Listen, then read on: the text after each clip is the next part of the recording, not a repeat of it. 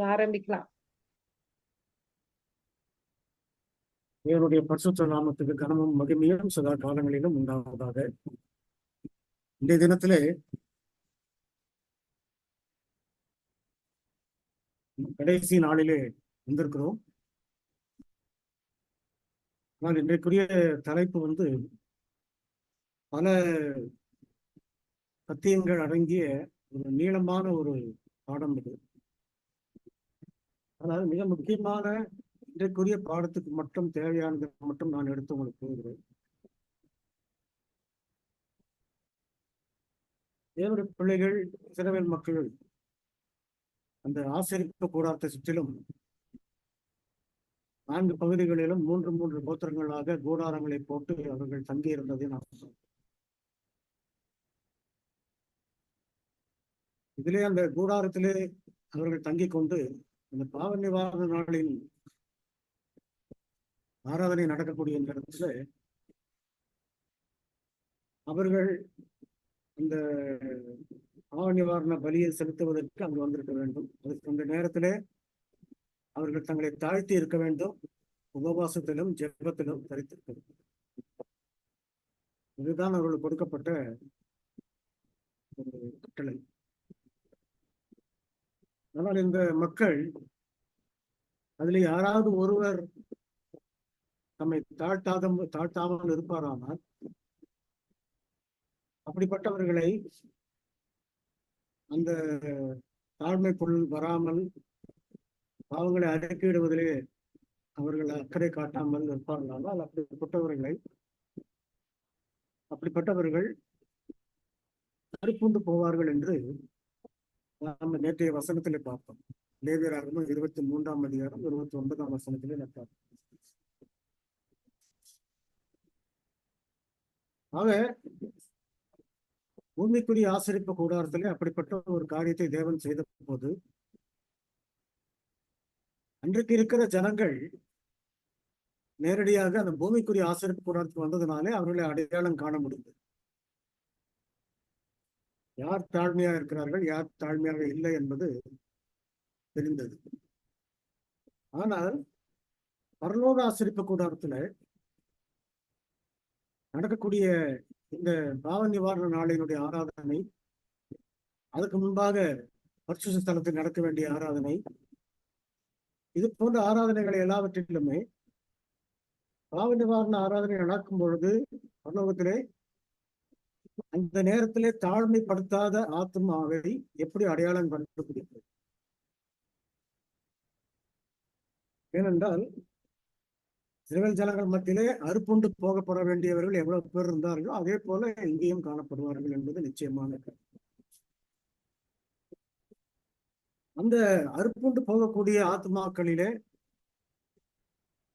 அவர்களுக்கு திரும்பவும் அந்த இஸ்ரவேல் கோத்திரம், அதாவது இஸ்ரவேல் ஜனம் என்ற ஒரு தகுதிக்கு அவர்கள் வரப்போகிறது கிடையாது. ஆனால் பரலோக ஆசரிப்பு கூடாரத்திலே பாவ நிவாரண வேலை நடக்கும்போது எப்படி நம்ம அந்த அடையாளத்தை நாம் கண்டுபிடிக்க முடியும்? இந்த அடையாளமானது நம்முடைய கண்களுக்கு எப்பொழுதுமே தெரியாது. தெளிவான ஒரு அடையாளத்தை மிகவும் தெளிவாக தேவன் நமக்கு கொடுக்கணும். ஆனால் ஒரு சின்ன குறிப்பு மட்டும் நமக்கு கொடுத்திருக்கிறார் வசனத்துல. அவர்கள் கனிகளினாலே அவருடைய அறிவீர்கள் அப்படின்ற குறிப்பு மட்டும் நமக்கு. அவர்கள் எப்படிப்பட்டவர்களா இருக்கிறார்கள்?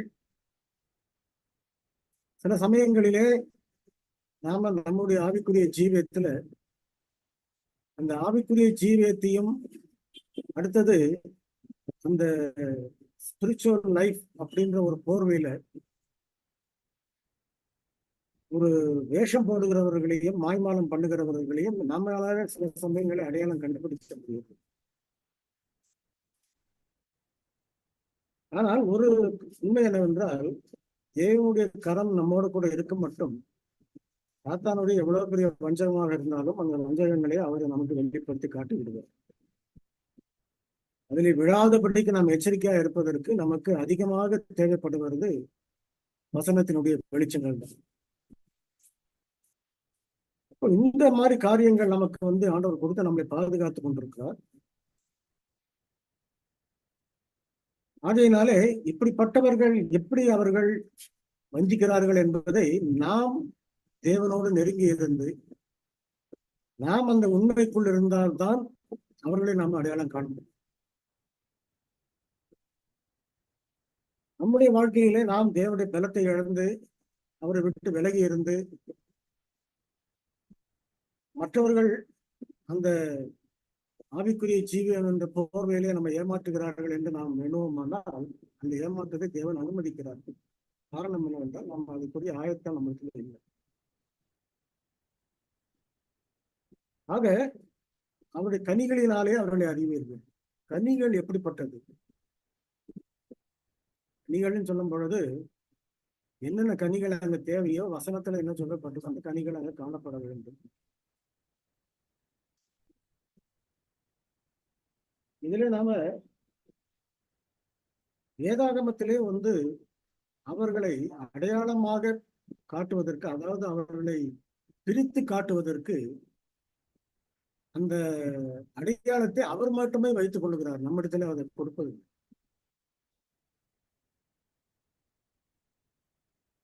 அவர் என்ன சொல்லுகிறார்?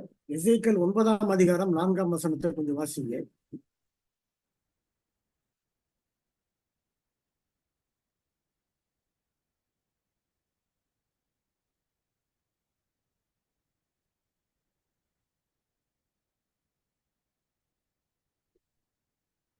எசேக்கியேல் 9ஆம் அதிகாரம் 4ஆம் வசனம்.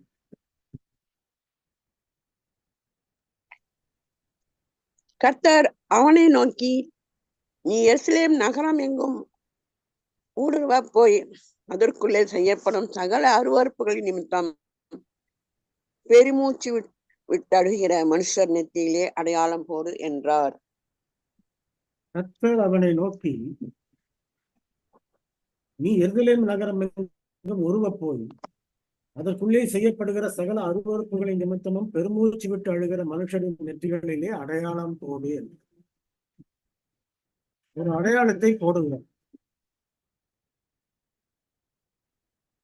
இந்த அடையாளத்தை பெறுகிறவர்களுக்கு என்ன ஒரு குணம் இருக்க வேண்டும், என்ன ஒரு தன்மை இருக்க வேண்டும்?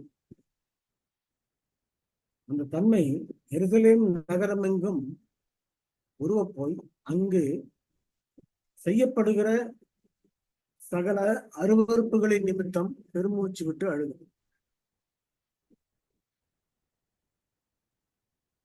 இருதயத்திலே பாதிக்கப்படுகிறது அப்படின்றது மிக முக்கியமான ஒரு அனுபவம் ஆவிக்குரிய ஜீவியத்தில். சோதம் குமாராவுடைய அக்கிரமங்களை பார்த்து அனுதினமும் தன் இருதயத்துல பாதிக்கப்பட்ட லோத்தை போல அப்படின்னு நம்ம படிக்கிறோம்.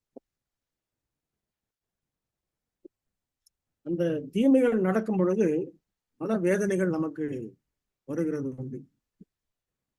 இந்த மனவேதனைகளும் அந்த மனவேதனைகளினாலே பெருமூச்சு விட்டு அழுகக்கூடிய ஒரு அழுகை.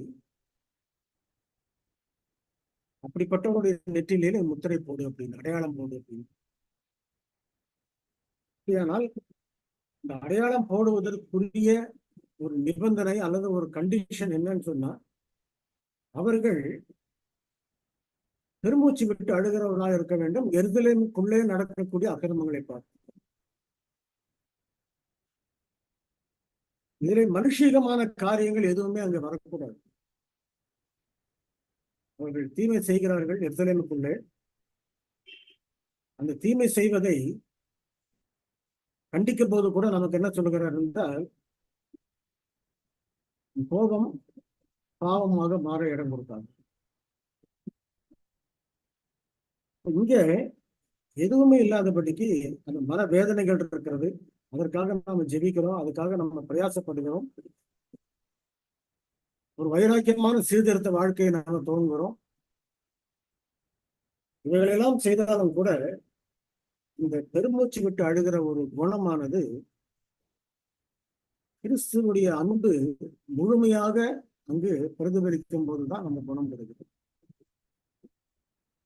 அந்தவராய் கிறிஸ்து இந்த பூமியில இருந்த போது அவர் என்ன செய்தார்? அவர் பிரசங்கிக்கும் போது, அவர் போதிக்கும் போது, அவர் அதிகாரம் உள்ளவராய் போதிப்பதை கண்டு இஸ்ரவேல் ஜனங்கள், அங்கிருந்த யூதர்களும் மற்ற ஜனங்களும் ஆச்சரியப்பட்டார். அதிகாரத்தோடு அவர் இந்த அதிகாரத்தோட உரிமையோடு பேசுறது. என் ஜனங்கள் அவங்க கட்டுப்படக்கூடாது, என்னுடைய ஜனங்கள் ரட்சிப்பு இழந்துடக்கூடாது அப்படின்ற பாரத்துல, கவலையில அவர் பேசுகிறார்.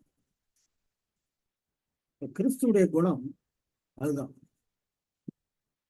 இயேசு கண்ணீர் விட்டாருன்னு சொல்லிட்டு படிக்கிறது எதுக்காக கண்ணீர் விட்டார்? அவர் பிலாத்து இறந்ததுக்காக கண்ணீர் விட்டதை விட அதற்காக அங்கலாய்த்து வேதனைப்படுகிறார்கள் பாருங்கள், அதுக்காக தான் கண்ணீர் விட்டார். அதனால நமக்கு என்ன பார்க்கிறோம் என்றால், அந்த எருசலேம் நகரம் எங்கும் உருவ போய் அதுக்குள்ளே நடக்கிற அக்கிரமங்கள் நிமித்தம் பெருமூச்சு விட்டு அழுகிறவனுடைய நெற்றியிலே நீ அடையாளம் போடும். அப்படியானால் ஒரு அடையாளத்தை போட்டுக் கொண்டிருக்கிறார், இந்த தூதன் போட்டுக் கொண்டிருக்கிறார். இது எருசலேம்ல பூமிக்குரிய ஆசரிப்பு கூடாரம் இருக்கும் போதும் கூட சரி, அவன் தாழ்மையற்றவனாக தாழ்மைக்குரிய காரியங்களை செய்யாதபடிக்கு, பணியாதபடிக்கு, அவர்களுக்கும் தேவனுக்கு முன்பாக தன்னை தாழ்த்தி ஒப்புவித்து பாவ அறிக்கை செய்யக்கூடிய, ஜெபம் செய்யக்கூடிய அந்த காரியங்கள் அவனுக்கு இல்லாத போது, அந்த காரியங்களை அடையாளம் கண்டுபிடித்து அவர்கள் என்ன செய்கிறார்கள்? வராதவர்களை கொண்டு போய் அறுப்புண்டு போகும்படி அவர்கள் வெளியே கொண்டு போகிறார்கள். ஆனால் அதே நேரத்துல தேவன் அவர்கள் மீது ஒரு அடையாளத்தை போட்டு வச்சிருக்கு. என்ன அடையாளம்? நித்திய ஜீவனுக்கு தகுதி இல்லாதவன் அப்படின்ற ஒரு அடையாளத்தை அவனுக்கு. ஆனா மெய்யான தாழ்மையோட உபவாசத்தினாலும் ஜெபத்தினாலும் தங்களை முற்றிலுமாக தாழ்த்தி தேவனுக்கு முன்பாக பாவ அறிக்கை செய்ய முடிய வருகிறவர்கள், இந்த பாவ நிவாரண நாளின் பலியிலே பங்கு கொண்டவர்களுக்கு ஆண்டவர் என்ன செய்கிறார் என்றால் ஒரு அடையாளத்தை போட்டு. அது என்ன அடையாளம்? அது தேவனுடைய முத்திரை அவர்களுக்கு கொடுக்கப்படும். இந்த முத்திரை என்னவென்றால் பிதாவுடைய நாமம் அவர்களுக்கு கொடுக்கப்படுகிறது. இந்த நாட்களிலே நம்ம என்ன பார்க்கிறோம் என்றால், ஆசாரியர்களும் பிரதான ஆசிரியர்களும் இருக்கும்போது இந்த பிரதான ஆசிரியர்களுடைய உடைகளை உடுத்தி கொண்டிருக்கிற சமயத்திலே அவருடைய நெற்றிகளிலே ஒரு தலைப்பாகை வைத்திருந்தார்கள். அந்த தலைப்பாகையிலே ஒரு வார்த்தை பொன்னினாலே எழுதப்பட்டிருக்கு. பொன்னினாலே பொறிக்கப்பட்டு எழுதப்பட்ட ஒரு வார்த்தை. என்ன வார்த்தை? தேவனுடைய நாமம், அவருடைய வார்த்தை, ஜீவனுள்ள தேவனுடைய நாமம். ஆக அந்த நாமத்தை ஏன் பிரதான ஆசாரியருக்கு அவர் கொடுத்திருக்கிறார்? அந்த பிரதான ஆசாரியனும் சரி, தேவனுடைய ஜனங்களும் சரி, அவர்கள் தேவனுடைய நாமத்தை தன்னுடைய நெற்றிகளிலே சுமந்தவர்கள். அதுதான் அவர்களுக்கு கொடுத்திருக்கிற அடையாளம். இதே அடையாளத்தை தான் நம்ம என்ன செய்கிறோம் என்றால், வெளிப்படுத்தல் 7ஆம் அதிகாரத்திலே நம்ம பார்க்கிறோம். வெளிப்படுத்தல் 7ஆம் அதிகாரம் 1 முதல் 4 வசனங்களை பார்ப்போம். கொஞ்சம் எடுத்து வாசிங்க. வெளிப்படுத்தல் 7ஆம் அதிகாரம் 4 வசனங்கள் 1 முதல் 4 வரை.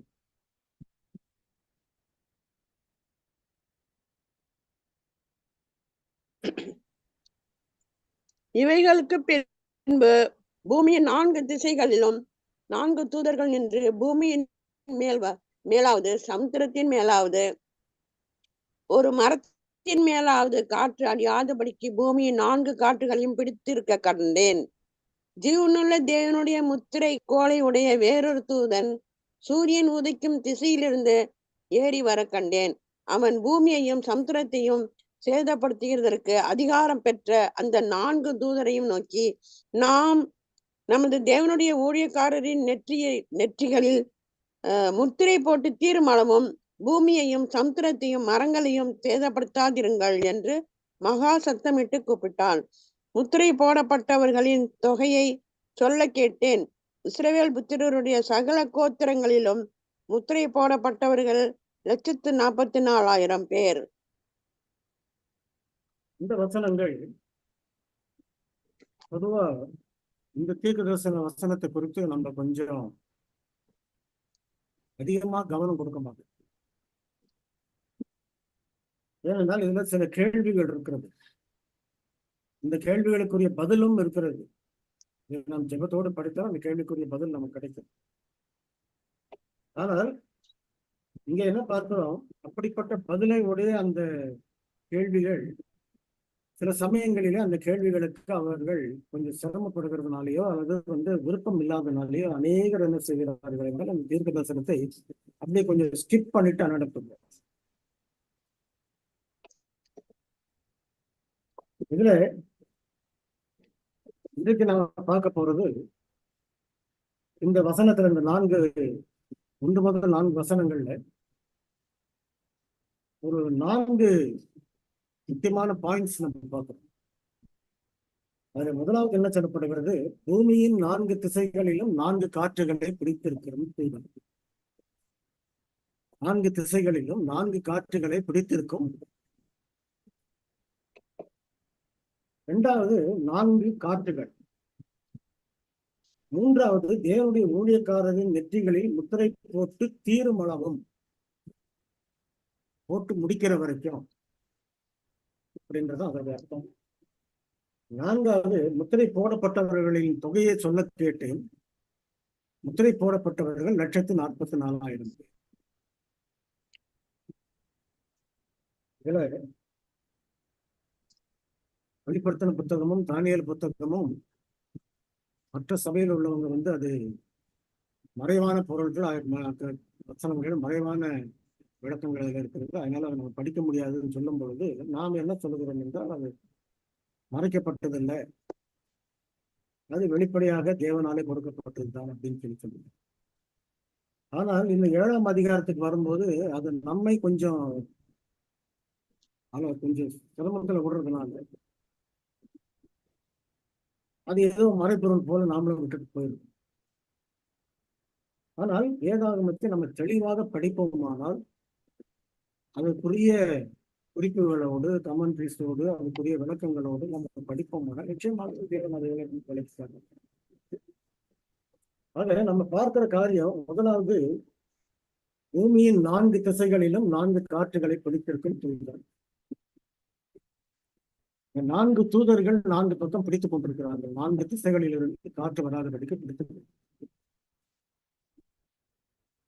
அம்மையார் என்ன சொல்கிறார்களோ, அவருடைய தரிசனத்திலே 4 தூதர்களை மட்டும்தான் முதலாவது நான் பார்த்தேன். ஆனால் அந்த 4 தூதர்களுக்கு பின்பாக ஒரு பெரிய தூதர் சேனையே இருக்கிறது.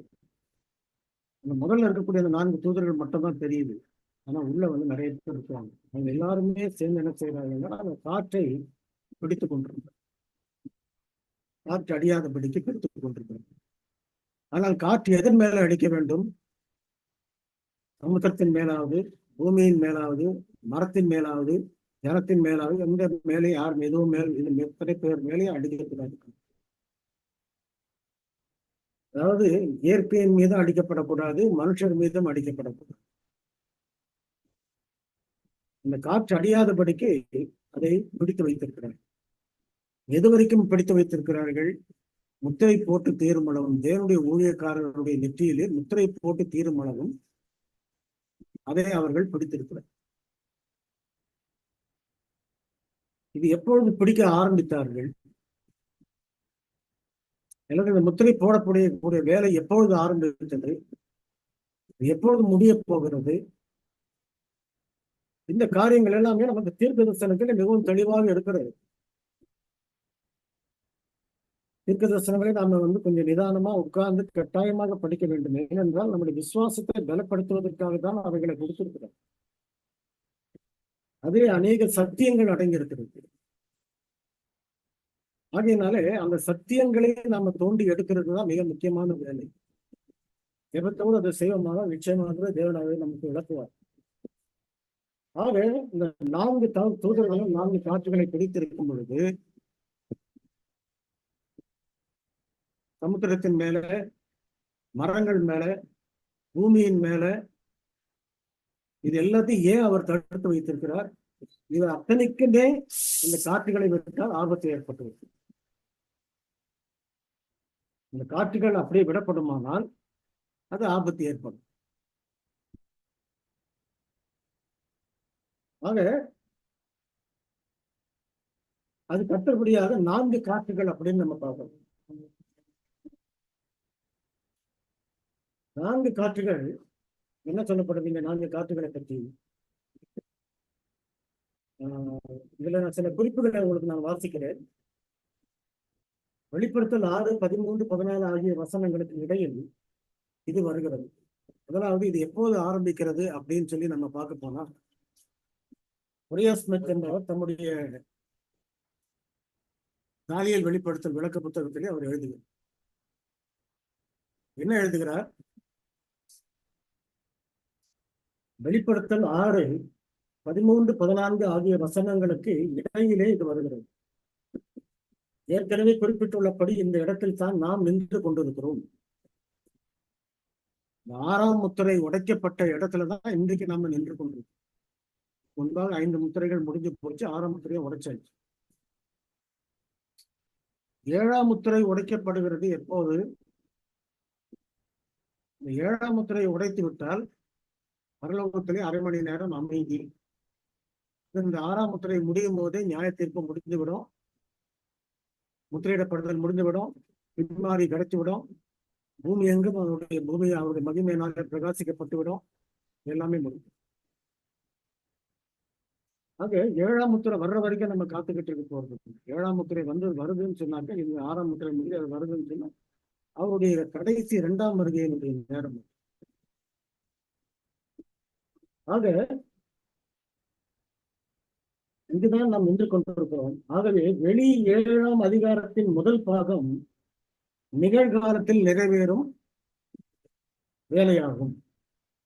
வெளிப்படுத்தல் 7ஆம் அதிகாரத்துல 1 to 4 வரையும் சொல்லப்பட்டிருக்கிற அந்த வசனங்கள்ல காணப்படும் அந்த 4 வசனங்கள்ல இருக்கக்கூடிய முதல் பாகம் சொன்னா நம்ம முதல் வசனத்தை நம்ம படிச்சோம். முத்திரை போட்டு தீர்மானமும் அந்த காற்றுகளை பிடித்திருக்கக்கூடிய வேலை. இது எப்போது நடக்கிறது? இந்த வேலை இனிமேல் நடக்க போகிற வேலையில் இப்பொழுது அந்த காற்றுகளை தூதர்கள் பிடித்துக் கொண்டிருக்கிறார்கள். அதுதான் நமக்கு தெரிந்து கொள்ள வேண்டிய மிக முக்கியமான ஒரு காரணம். இப்பொழுது இந்த காற்றுகளை தூதர்கள் பிடித்துக் கொண்டிருக்கிறார்கள். அவர்கள் கொஞ்சம் பிடித்துக் கொண்டிருக்கிறதுனாலதான் பெரிய விதமான பாதிப்பு எதுவும் ஏற்படாதபடிக்கு லேசாக கொஞ்சம் பாதிப்புகள் மட்டும் அங்கங்கே ஏற்பட்டிருக்கு. அந்த காற்றுகளை அவர்கள் சில இடங்களிலே சில சூழ்நிலைகளிலே கொஞ்சம் கொஞ்சமா விட்டுக்கிட்டு தான் இருக்கிறாங்க. அவள் விட அது வாதையின் துளிகளாக பூமியிலே விழுந்து கொண்டிருக்கிறது. செலக்டட் மெசேஜஸ் என்ற புத்தகத்திலே வால்யூம் 2ல நம்ம படிக்கிறோம். முதல் 2 பகுதியில முதல் 2 பக்கங்கள்ல பாருங்க. அம்மையார் என்ன சொல்கிறார்கள்? வாதையின் துளிகள் ஏற்கனவே பூமியிலே விழுந்து கொண்டிருக்கிறது. தீர்க்க தரிசனங்களை நாம் தெளிவாக ஆராயாமல் போனதுனால அநேகர் இதை குறித்து கவலையற்று இருக்கிறார்கள். அவர்களுக்கு தீர்க்க தரிசனங்கள் எப்படி நிறைவேறி கொண்டு இருக்கிறது என்பதை அவர்கள் அறிந்து கொள்றதே கிடையாது. அப்பொழுது இந்த வாதையின் துளிகள் அங்கங்கு விழுந்துகிட்டு தான் இருக்கும். அதனுடைய பாதிப்பு தான் இன்றைக்கு நம்ம இயற்கையில ஏற்பட்டுக்கிற மாற்றங்கள், பலவிதமான கொடுமையான வியாதிகள், இவைகளெல்லாம் நம்ம பார்த்து. ஆக இந்த காலத்துலதான் இப்ப நாமள வாழ்ந்துட்டு. இந்த காலத்துல இந்த நேரத்துலதான் அந்த காற்றுகளை அவர்கள் பிடித்துக் கொண்டிருக்கிறார்கள். தூதர்கள் 4 பக்கத்திலும் அந்த காற்றுகளை பிடித்துக் கொண்டிருக்கும் பொழுது தேவனுடைய பிள்ளைகள் முத்திரை போடப்பட்டுக் கொண்டிருக்கிறார்.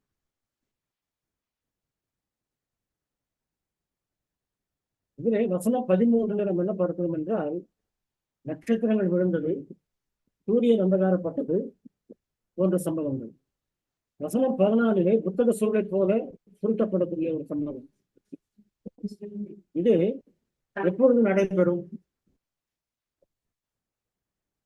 நட்சத்திரங்கள் விழுகிறது, சூரியன் அந்தகாரப்படுகிறது, சந்திரன் ஒளியை கூடாது இருக்கிறது. ஏற்கனவே 1833 நடந்து போனதுன்றது நமக்கு சரித்திரத்தில் தெரியும். வேதாகம தீர்க்க தரிசனம் நிறைவேறது பற்றி நம்ம மத்திய 24வது அதிகாரத்தை படிக்கும்போது அதை நம்ம பார்க்கிறோம். ஆனால் அந்த தீர்க்க தரிசனம் 2 முறை நிறைவேற்ற வேண்டிய தீர்க்க தரிசனம் மத்தியில சொல்லப்பட்டிருக்கிறார். 2 முறைன்னு சொல்லும் போது டியூவல் அப்ளிகேஷன். ஒரு முறை 1933 முடிஞ்சு போச்சு, திரும்ப ஒரு முறை நடக்கும். எப்போன்னு சொன்னா கிறிஸ்து வரும்போது நடக்கக்கூடிய காரியம்.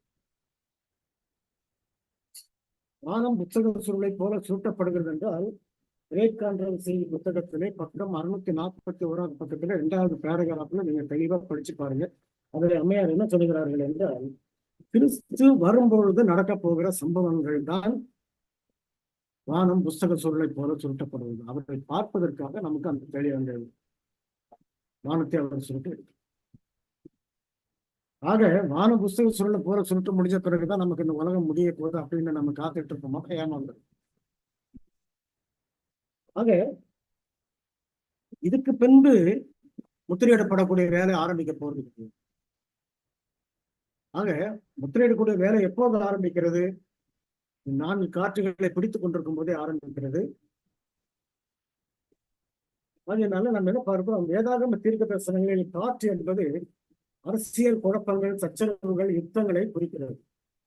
தானியேல் 7ஆம் அதிகாரம் 2ஆம் வசனம், எசேக்கியேல் 25:32. 2 வசனங்களை நீங்கள் குறித்துக் கொள்ளுங்கள். வீடுகளிலே போன பிறகு நீங்கள் அமைதியாக தியானிக்கும் நேரங்களிலே அதை எடுத்து நீங்க படிச்சு பாருங்க. தானியேல் 7ஆம் அதிகாரம் 2ஆம் வசனம், எசேக்கியேல் 25:32.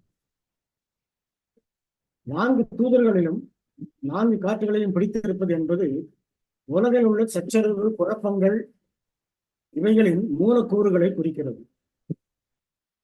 சச்சரவுகள், குழப்பங்கள், உலகத்துல ஏற்பட போகிற காரியங்கள் எல்லாவற்றுக்குமே ஒரு ஆரம்பம் ஏற்கனவே ஆரம்பிச்சிருச்சு. அரசியல் குழப்பங்கள் அதிகமாக யூனியனுடைய தொழிலாளர் யூனியனுடைய போராட்டங்கள் ரொம்ப அதிகமா இருக்கு. அடுத்தது ஜனங்க மத்தியில எப்பொழுதுமே ஒரு பதஷ்டமோ ஒரு குழப்பமோ இருந்துகிட்டே இருக்கு. ஒரு பரபரப்பு எப்பவுமே இருக்குது. முந்தி இருந்த மாதிரி இல்ல நிலைமை இன்னைக்கு. எல்லா நாடுகளிலுமே பிரச்சனை, எல்லா நாடுகளிலும் குழப்பங்கள், எல்லா நாடுகளிலும் போராட்டங்கள் அதிகமா இருக்கு. ஏன் ஏற்படுகிறது? இவைகள் எல்லாம் இந்த தூதர்கள் காற்றுகளை விட்டு கொண்டிருக்கிறதுக்கு ஒரு அடையாளம். இங்க என்ன சொல்லுகிறார் டானியல் அண்ட் ரெவலேஷன் புத்தகத்திலே, விளக்கத்திலே பரியாஸ்பத் என்பவர் 521ஆம் பக்கத்தில் அவர் சொல்லும்போது, குழப்பங்கள் இவைகளின் மூலக்கூறுகளை குறிக்கிறது. அவைகள் விடப்படும் போது அவைகள் ஒன்றோடு ஒன்று சேர்ந்து வீசும் பொழுது எரேமியா தீர்க்கதரிசனம் கூறியுள்ளபடி பெரிய சூறைக்காற்று போன்ற பிரச்சனைகளை உருவாக்கும்.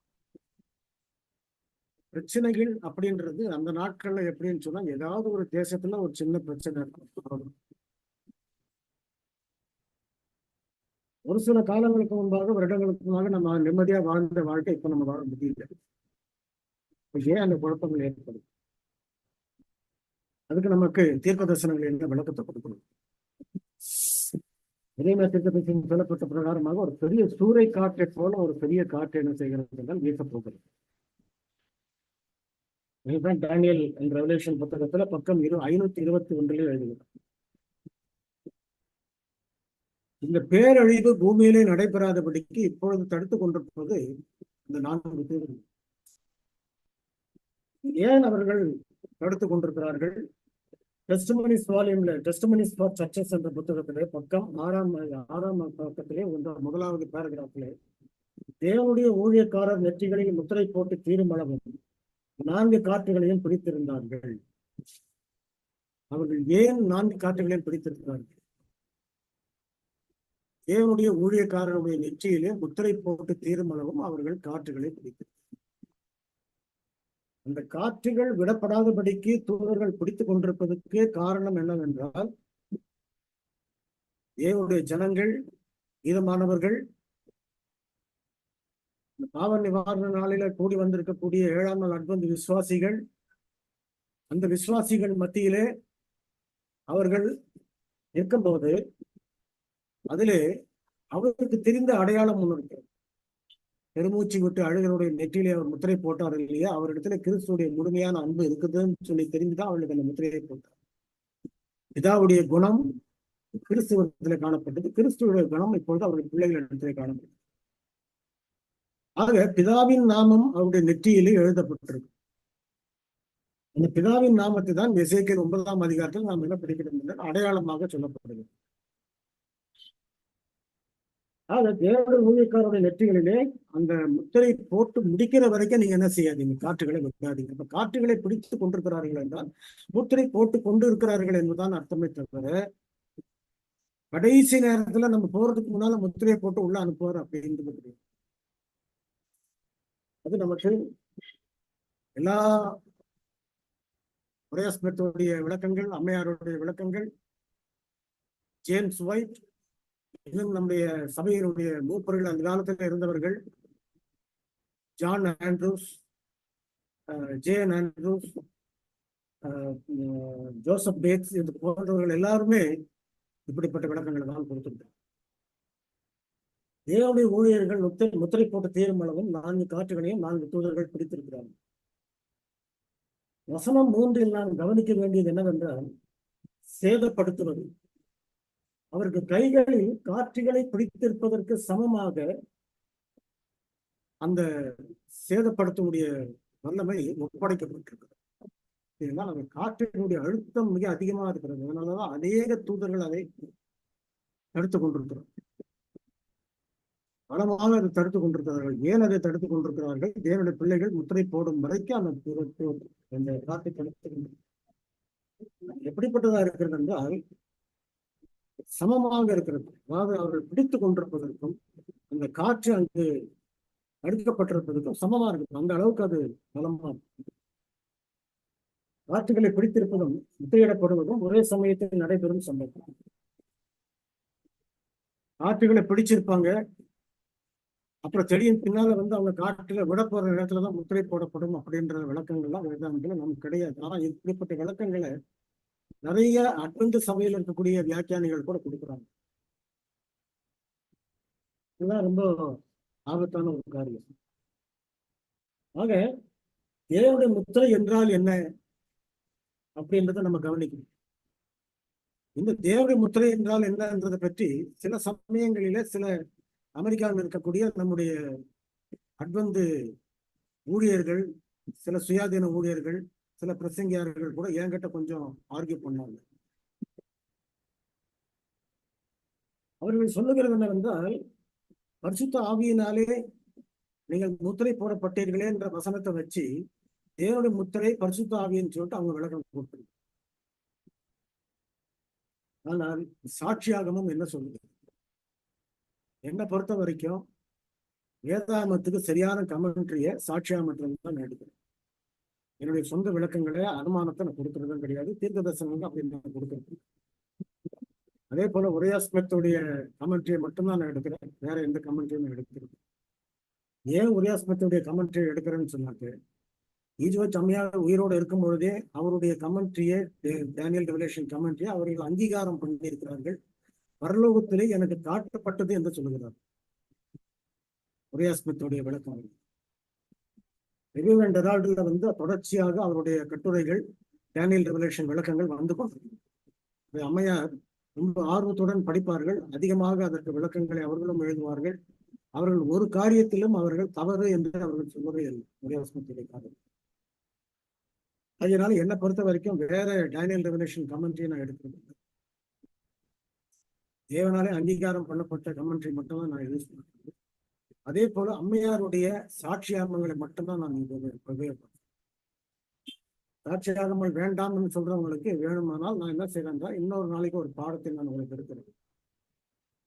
சாட்சியாகமும் வேதாகமத்தின் அடிப்படையில எந்த அளவுக்கு மிகவும் முக்கியமானது, அதை ஏன் நாம் தள்ளக்கூடாது, தள்ளி விடுகிறோம், அதை தள்ளக்கூடாது என்பதற்கு சரியான ஆதாரங்களை வேத வசனத்திலிருந்தே நான் உங்களுக்கு எடுக்கிறேன்.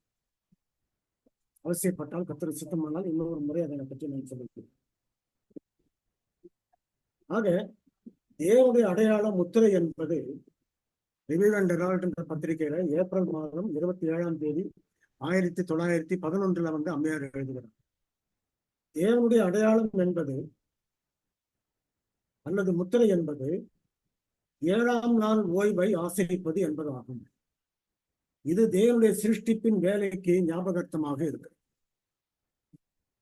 சாட்சியாகமம் என்ன சொல்லுகிறது என்றால், தேவனுடைய முத்திரை என்பது ஓய்வு நாளை ஆசரிப்பு. ஒன்று, இதோடைய லாஜிக்கை கொஞ்சம் நம்ம கவனிக்கணும். என்னவென்றால், பிதாவின் நாமம் நெற்றிகளில் எழுதப்பட்டிருது என்றால், பிதாவின் நாமம் எங்க இருக்கிறது? அவருடைய நாமம் என்ன? மோசே கிட்ட சொல்லும் போது சொல்லுகிறார், அவருக்கு என்னுடைய நாமம் என்னன்னு சொல்றார். நீடிய பொறுமை உள்ளவரும், கர்த்தர் நீடிய சார்ந்த குணம் உள்ளவரும் அப்படின்னு அவரை பற்றி சொல்லப்படுது. ஆக அது அவருடைய குணத்தை வைத்துதான் அவருடைய நாமத்தை சொல்லப்பட்டிருக்கு.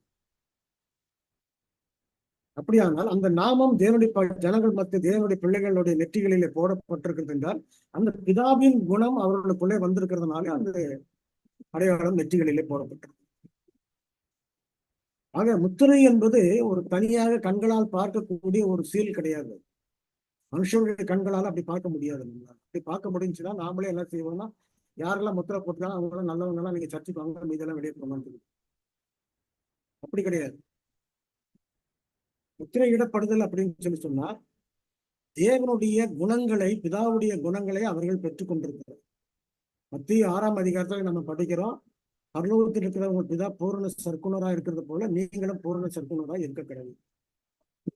ஆக அந்த பூரண சர்க்குணம் இவர்களுக்கு இருக்கிறதுனால அதை அபியாசித்து அவர்கள் பெற்றுக் கொண்டதுனால, தங்களுடைய வஸ்திரத்தை அவர்கள் காத்துக்கொண்டு பாவம் கரைப்படாதபடிக்கு இருந்ததுனால அவர்களுக்கு அந்த முத்திரை போடப்படுகிறது. அடுத்தது, கிறிஸ்துவை போல அவர்கள் வேதனைப்பட்டார்கள், நடக்கக்கூடிய அக்கிரமங்கள் நிமித்தம் பெருமூச்சு விட்டு அழுதார்கள், கிறிஸ்துவை போல கண்ணீர் விட்டார். இந்த ஒரு காரணத்தினால அவர்களுக்கு அந்த முத்திரை போடப்பட்டது. ஆக இந்த முத்திரைகள் எல்லாம் 10 கற்பனைகளை நம்ம கடைப்பிடிக்கும் பொழுது, மற்ற நாட்கள்ல இந்த முத்திரைகளை நம்ம கடைப்பிடிக்கிறோம், கொண்டு வரோம். அதாவது பரிசுத்தத்தினுடைய அனுபவத்துல 9 கற்பனைகளுக்கு மற்ற நாட்கள்ல கீழ்ப்படுகிறோம். ஆனால் 4ஆம் கற்பனைக்கு நம்ம தினமும் கீழ்ப்படுகிறது. இந்த 7வது நாள் வந்த பிறகு நம்ம கீழ்ப்படுகிறோம். ஆக மீதி 6 நாட்களும் 9 கற்பனைகளுக்கு கீழ்ப்படுகிறோம். 7வது நாளிலே முழு 10 கற்பனைகளுக்கு நம்ம கீழ்ப்படுகிறோம். ஓய்வு நாள் ஆசிரிப்பை எதற்காக கொடுத்தார்? ஓய்வு நாள் ஆசிரிப்பை நமக்காக கொடுத்ததுக்குரிய காரணம் என்ன? எசேக்கியேல் சொல்றாரு, ஏற்கனவே வசனத்தை உங்களுக்கு நான் காமிச்சிருக்கிறேன். நான் உங்களை பரிசுத்தம் பண்ணுகிற கர்த்தர் என்று நீங்கள் அறியும்படிக்கு என் ஓய்வு நாட்களை உங்களுக்கும் எனக்கும் அடையாளமாக வைத்திருக்கிறேன். எசேக்கியேல் 12:20.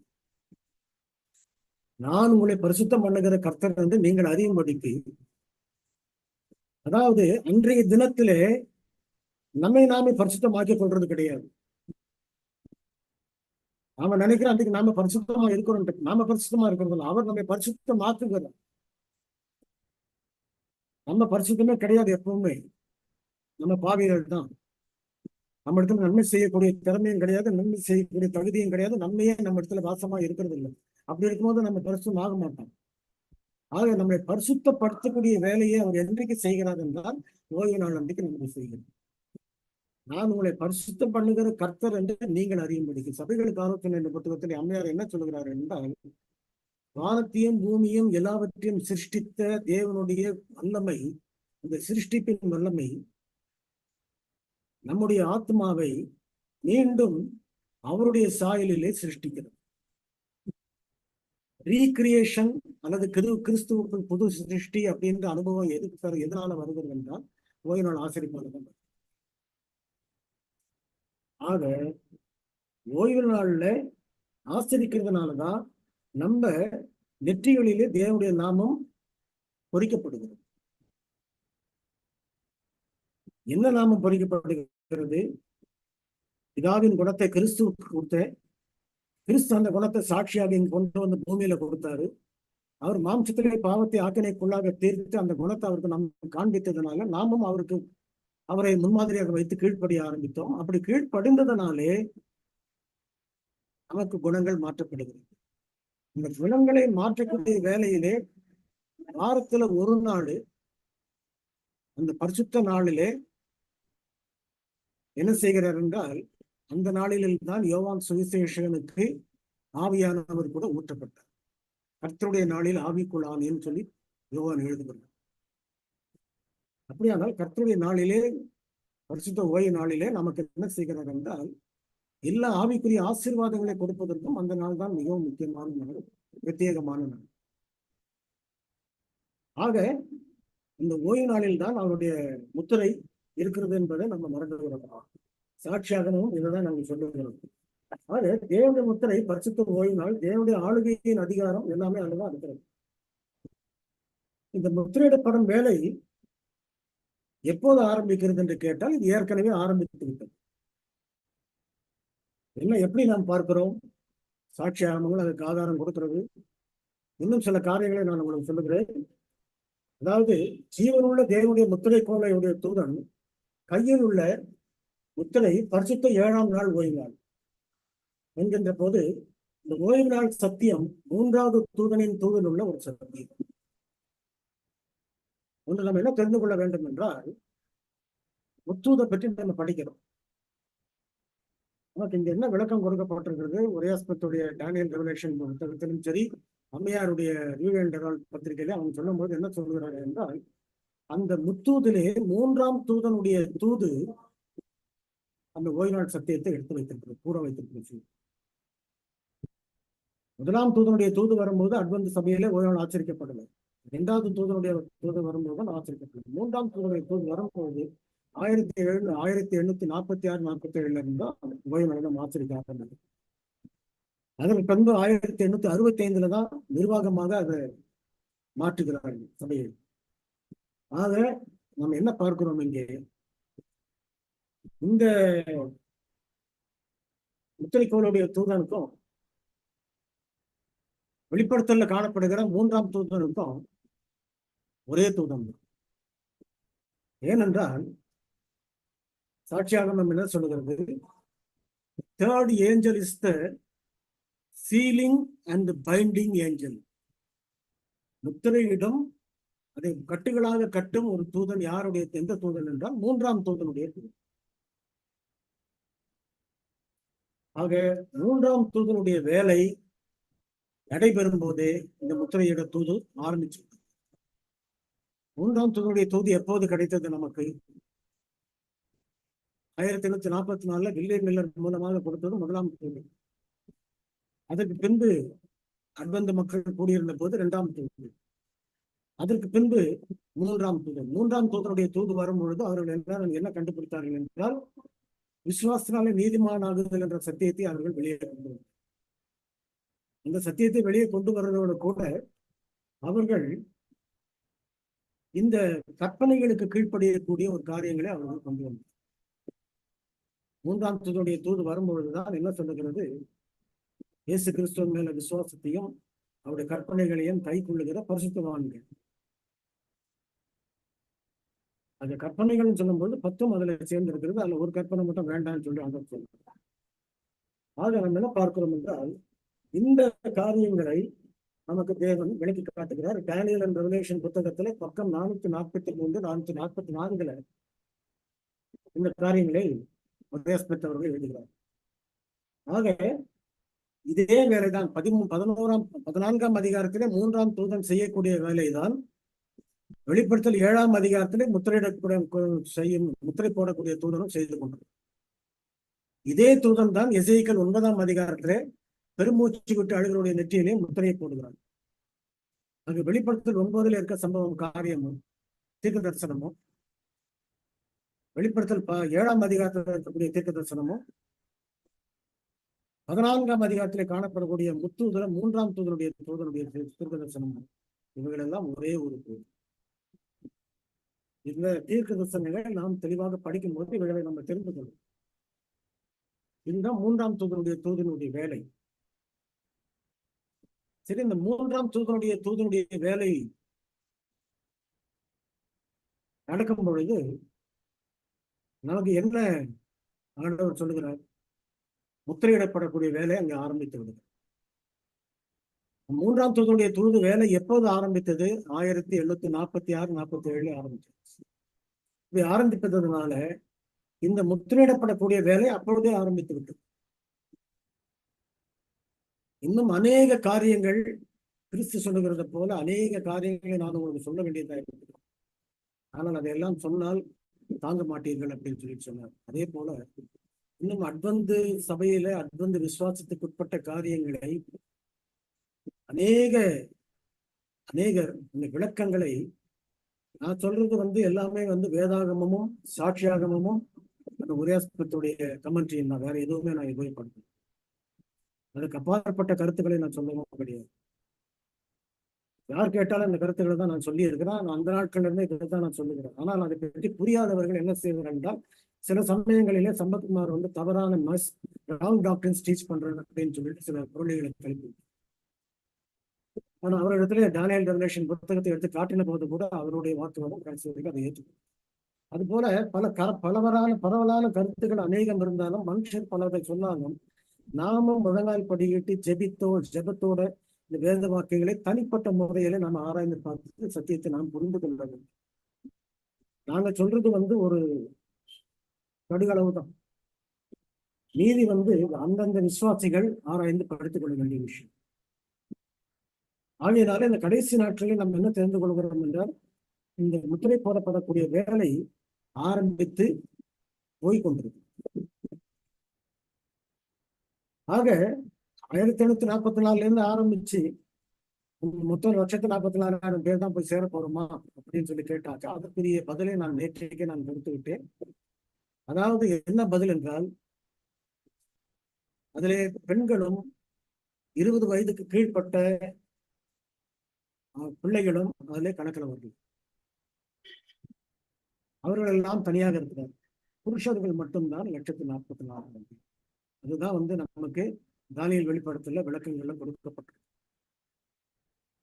அதற்கு அடுத்தபடியாக நமக்கு இப்பொழுது முத்திரையினுடைய நேரம் போய் கடந்து கொண்டிருக்கிறதுன்னு சொல்லி சொல்றாங்க. நாம அந்த நேரத்துல முத்திரை போடுவாருன்னு சொல்லி காத்துக்கிட்டு பேசாம அவங்க அலட்சியமா இருந்தோம்னு சொன்னாக்க அந்த முத்திரை நம்ம விட்டு தாண்டி போயிட பிறகு அது பிறகு முத்திரையை நம்ம வாங்க முடியாது. அதனால ஏர்லி ரைட்டிங்ஸ் என்ற புத்தகத்திலே அம்மையார் ரொம்ப தெளிவா எழுதுறாங்க. என்ன தெளிவா எழுதுகிறார்கள்? ஏர்லி ரைட்டிங்ஸ் என்ற புத்தகத்திலே நான் பக்கத்தை உங்களுக்கு சொல்லிக் கொள்கிறேன், நீங்க புரிந்து கொள்ளுங்கள். ஏர்லி ரைட்டிங்ஸ் பக்கம் 58. அதில் அவர்கள் என்ன சொல்லுகிறார்கள்?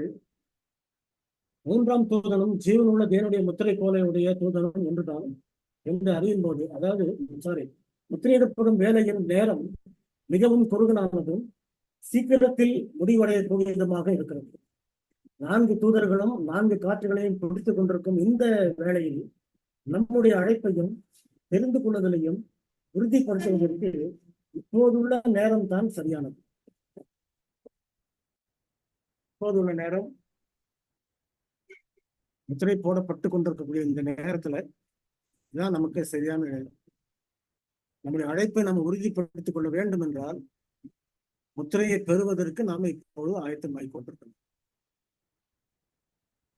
ஆக தேவனுடைய பிள்ளைகள் நமக்கு அநேகர் என்ன சொல்லிக் கொண்டிருக்கிறார்கள் என்றால், திரளான கூட்டம் ஒண்ணு இருக்குது, அதுல நம்ம போய் தப்பிச்சுக்கலாம் அப்படின்னு. விசுவாசத்துக்குள்ளே வந்தவர்கள் இவர்கள் தான். அந்த அட்வந்து விசுவாசத்துக்குள்ளே வந்தவர்கள் அவர்கள் தான் சொல்லி சொல்லும் பொழுது, ஏன் நானும் அதிலே ஒருவராக இருக்கக்கூடாது என்பதுதான் கேள்வியை தவிர நான் அதுல இருப்பேனா இருக்க மாட்டேனான்றது கேள்வியே கிடையாது. அந்த கேள்வியே விசுவாசம் இல்லாத ஒரு கேள்வி. விசுவாசம் உள்ளவன் ரட்சிக்கப்படுவான் அப்படின்ட்டு. அப்ப நம்ம விசுவாசத்தை குறை இருக்குமானால் நம்முடைய விசுவாசத்தை தான் நம்ம பலப்படுத்தும், விசுவாசத்தை தான் நம்ம உறுதிப்படுத்தும். நம்ம விசுவாசத்தை எப்படி உறுதிப்படுத்துறது? கேள்வியினாலதான் விசுவாசம் வரும். அப்ப நம்ம வேதாகமத்தை ஆராய்ந்து அந்த கேள்விகளை படிக்க வேண்டும். அதிகமான நேரங்களை வேத வாசிப்பு கண்டு எடுத்துக்கணும். சொற்பமான நேரங்களை மற்ற வேலைகளுக்கு நீங்க பயன்படுத்தும். அதிகமாக நம்ம பிழைப்பு கண்டு நம்ம நேரங்களை செலவிட்டு அதிகமாக நம்முடைய அந்தஸ்தை உயர்த்துவதற்கும் நம்முடைய பெருமைகளை உயர்த்துவதற்கும் நேரங்களை நம்ம செலவிட்டு வேதாகமத்தை ஆராய்வதை நம்ம குறைத்து கொண்டே போனோமானால் நம்ம விசுவாசம் பெறப்படுறோன்றதை எதிர்பார்க்க முடியாது. ஆனால் இருக்க வேண்டிய அளவு விசுவாசம் இருந்தால்தான் நாம் ஜெயிக்க முடியும். அவர் sins are so high, our faith is so small அப்படின்னு பார்க்கிறோம். நம்முடைய பாவங்கள் ரொம்ப அதிகமா இருக்குது, உயர்வா இருக்கிறது, ஆனா என்னுடைய விசுவாசம் மிகவும் கொஞ்சமாக இருக்கு. ஆக எந்த அளவுக்கு பாவங்கள் அதிகமா இருக்கிறதோ அதை மேற்கொள்வதற்கு தேவையான அளவுக்கு நமக்கு விசுவாசம் தேவை. அந்த விசுவாசம் எவ்வளவுக்கு அதிகமாக இருக்கிறதோ அந்த அளவுக்கு தான் நம் வேதாகமத்தை நாம் புரிந்து கொள்ள முடியும், வேதாகமத்தை நாம் தெரிந்து கொள்ள முடியும். அதுக்கு பிறகுதான் நாம அந்த அனுபவத்துக்குள்ள போக முடியும். ஆக யோபுடைய வாழ்க்கையும் ஆபிரகாமுடைய வாழ்க்கையும் தேவனுடைய பிள்ளைகள், மூதாதையர்கள், மூப்பர்கள், நம்முடைய அட்வென்ட் சபையினுடைய மூப்பர்கள், இவர் அத்தனை பேருடைய வாழ்க்கையும் இப்படிப்பட்ட வாழ்க்கை தான். அட்வென்ட் சபையினுடைய ஊழியர்களும் அந்த நாளில் இருந்த பயணியர்ஸ் யாருமே பெரிய பெரிய கோடீஸ்வரர்களாக, பணக்காரர்களாக அவங்க உள்ளவர்கள். புல் அறுத்து வித்தவங்க, ரயில்வே தண்டவாளத்துல வேலை செஞ்சவங்க, இவங்கதான் ஈஜுவாயிட்டுடைய கூட இருந்தவங்க எல்லாம். ஒரு ஒரு ஒரு பயணியர் பூட்டு ரிப்பேர் பண்றாங்க. ஆக எப்படிப்பட்ட ஆட்களை தேவன் தெரிந்து கொண்டார். இதுக்கு பெரிய கல்விமான்கள் வந்தாதான் ஆண்டவர் தெரிந்து கொள்வார் அப்படின்றது கிடையாது. முதல் தேவை என்னவென்றால் நம்மை நாமே தாழ்த்தி அவருக்கு முன்பாக பணிந்து கொள்வோம். வேற ஒன்றுமே நமக்கு தேவை கிடையாது, நீதியை அவருக்கு பார்த்துக் கொள்வோம். ஆகையினால தேவனுடைய பிள்ளைகளா இருக்கக்கூடிய நாம இன்றைக்கு இந்த பாடங்களை படித்திருக்கிறோம். பாவ நிவாரண நாளிலே நாம் எப்படிப்பட்ட ஒரு நிலையில இருக்கிறோம், எந்த இடத்துல இருக்கிறோம், எந்த பகுதிக்கு நம்ம வந்திருக்கிறோம், நம்முடைய முடிவு எப்படி இருக்க போகிறது, எல்லாவற்றையுமே நாம் என்ன செய்ய வேண்டும் என்றால் வேதாகமத்தின் மூலமாக, இந்த தீர்க்கதரிசனம் மூலமாக நாம் அறிந்து கொள்ள வேண்டும். அதனால இந்த நேரத்துல கொஞ்ச நேரம் நீங்கள் எடுத்துக்கொண்டு யாரெல்லாம் இந்த 10 நாள் பாடங்களிலே நன்மை பெற்றீர்கள் என்று எண்ணுகிறீர்களோ அவர்கள் கொஞ்ச நேரம் தேவனுக்கு முன்பாக தன்னை ஒப்புவிக்கத்தக்கதான நேரத்தை நான் உங்களுக்கு கொடுக்கிறேன். தயவு செய்து அவர் தங்களுடைய நேரங்களை ஒப்புவித்தார்.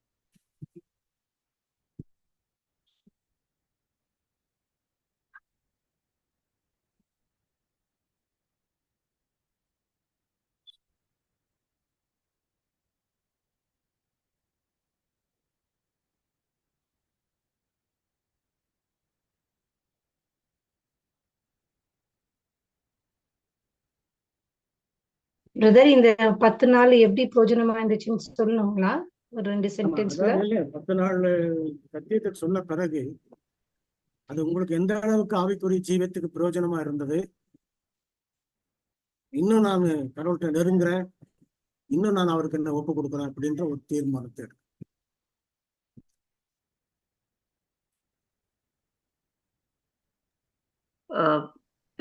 கூறி வந்த யாருக்கும் ஸ்தோத்திரம்.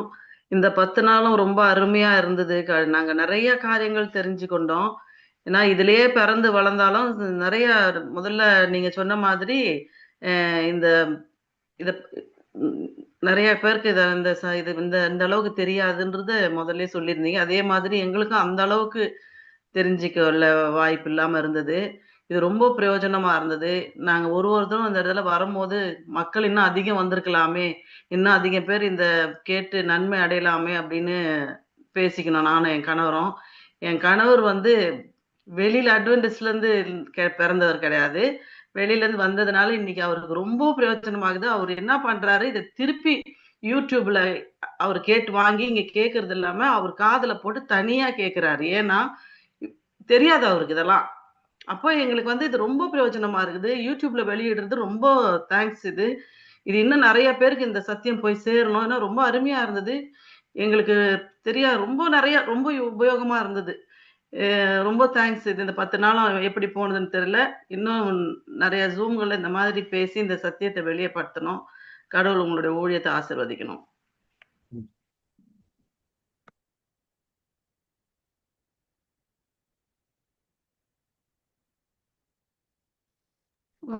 ஆண்டவர் மகிமைப்படுவதாக. நான் நம்ம நிறைய மெசேஜ்கள் கேட்டிருக்கிறோம். தினந்தோறும் யாராவது ஒருத்தர் நமக்கு தேவ செய்தி கொடுத்துன்னு இருந்தாங்க. சோ நான் ஒரு நாள் ஒன்னுனா நினைக்கும் போது அப்போ நான் நினைச்சேன், இந்த மாதிரி நம்மளுடைய கூடாரம், அதாவது சாங்சுரி பத்தி நம்ம சொல்லலையே, இருக்குல்லையே.